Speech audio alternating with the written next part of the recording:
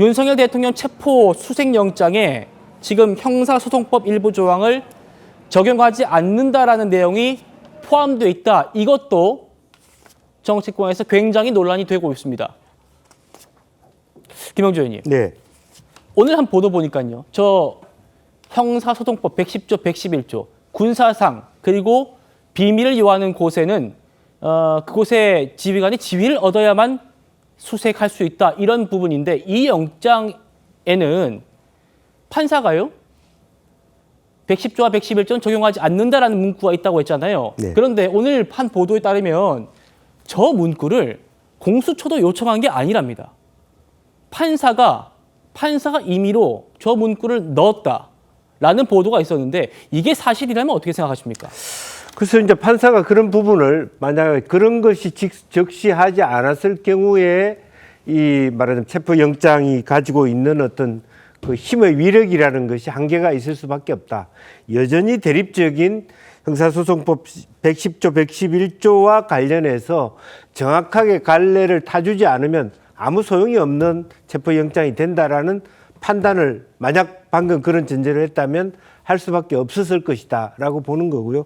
반면에 실제로 윤 대통령 측에서는 결과적으로 이것이 대법원 그 영장 전담 판사를 징계해야 된다. 어느 판사도 자기 마음대로 어떤 법적 110조, 111조를 예외로 둔다라고 하는 그런 영장을 그렇게 해서 발부할 수는 없다. 이런 어떤 정당성의 논란이 있습니다만 어쨌든 기본적으로 보면 역사상 전무후무한 이 상황에 대해서 최대한 영장 전담 판사가 자기가 책임을 지겠다라고 하는 부분. 네. 또 실제로 그렇게 적시되지 않았을 때 그 영장이 상당히 실강이거리가 된다는 것을 알았기 때문에 명확하게 어떤 효력을 발생시키기 위한 입장 정리를 했다. 저는 그렇게 이해할 수밖에 없을 것 같습니다. 예, 물론 일각에서는 영장 판사는 수사기관이 요청한 것에 대해서만 판단하기 때문에 이건 공수처가 요청했을 것이다. 이런 얘기도 있습니다만 지금 공수처가 정확한 입장을 내지 않고 있습니다. 김관삼 변호사님. 그러다 보니까 일각에서는 판사가 자의적으로 어떤 형사소송법은 제외한다 이렇게 막는 거는 전형적으로 사법 과잉이다. 또 판사가 법 위에 섰다 이런 표현까지 나옵니다. 변호사로서 어떻게 보십니까? 저는요 영장 전담 판사가 해서는 안 될 일을 한 거예요. 체포영장 발부할지 기각이랄지 거기에 서명 날을 하고요. 기각을 한다면 기각 이유를 할지 그 정도는 설치할 수 있겠죠. 그런데 왜 갑자기 저기에다가 110조고 111조 지금 그렇지 않아도 지금 굉장히 논란이 되고 있잖아요. 거기에 대해서 왜 자기가 집행 권한이 있는 것처럼 저런 문구를 써주는 겁니까? 저건 일종의 영장의 낙서한 거랑 똑같아요. 아무 효력이 없는 거예요. 그러니까 지금 사실 원론적으로 따지면 공수처법에 의하면 중앙지법에 영장을 청구하는 거 아닙니까? 근데 단서에서 서부지법 갔어요. 그것도 논란이 있는 겁니다. 왜냐하면 대통령에 대한 체포를 하려고 하는 이 어마어마하고 중차대한 일에 원칙을 저버린 거거든요. 그럼 원칙을 저버려갖고 청구를 했어요. 물론 이게 불법이냐 아니냐 문제가 있지만 불법은 아니라고 보는데 그런데 거기에 판사가 한술 더 떠가지고 마치 체포영장에 대해서 집행을 하고 이걸 집행할 수 있고 못하는 것은 공수처에서 할 일인데 마치 공수처에서 집행을 하는데 집행을 할 수 있도록 판사가 여기에 도와주는 역할을 하는 거예요. 근데 사실 저건 도움이 안 되거든요. 왜냐하면 판사의 저런 문구가 아무런 법적 효력이 없기 때문에 저걸 가지고 간다고 그래서 인정을 하고 그래서 체포를 할 수 있게 해줘 그런 건 아니거든요. 그래서 저건 영장 전담 판사의 자의적인 어떻게 보면 또 윤 대통령 입장이랄지 그런 쪽에서 보면 굉장히 오해를 할 소지가 있죠. 이 판사 자체는 윤 대통령이 체포하기를 바라고 있구나. 그래서 체포를 쉽게 하기 위해서 도와주는 것이 아니야?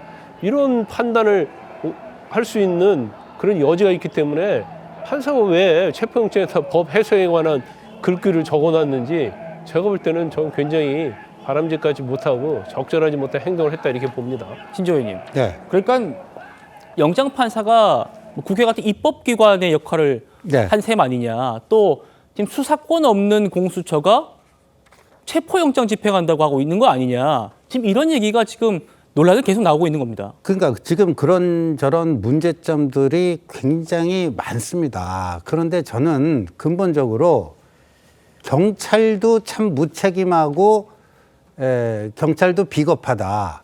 지금 우리 그 문재인 정권에서 검수완박이 이루어진 이후 내란죄 수사 담당 기관 수사기관은 경찰입니다. 그러면 경찰이 수사를 해서요.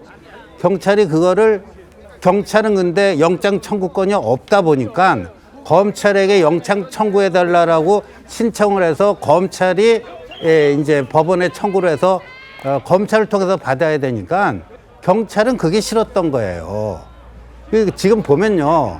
이 검찰, 경찰, 공수처 이 세 수사기관 간의 직역 다툼이랄까 조직 이기주의가 이렇게 중차대한 사건에도 그대로 지금 투영되고 나타나고 있어서 참 한숨만 나오는데요. 경찰이 검찰을 통해서 하는 게 전공법이고 그렇게 했으면 대통령 측에서도 왜 니들이 뭔데 내란죄 수사하고 영장 청구하나 이런 얘기 안 나옵니다. 근데 경찰은 검찰을 통해서 영장 청구하는 것이 못마땅하니까 그래도 검찰보다는 자기들하고 훨씬 편한 공수처 통해 갖고 이렇게 우회를 하려고 하는 것 아닙니까?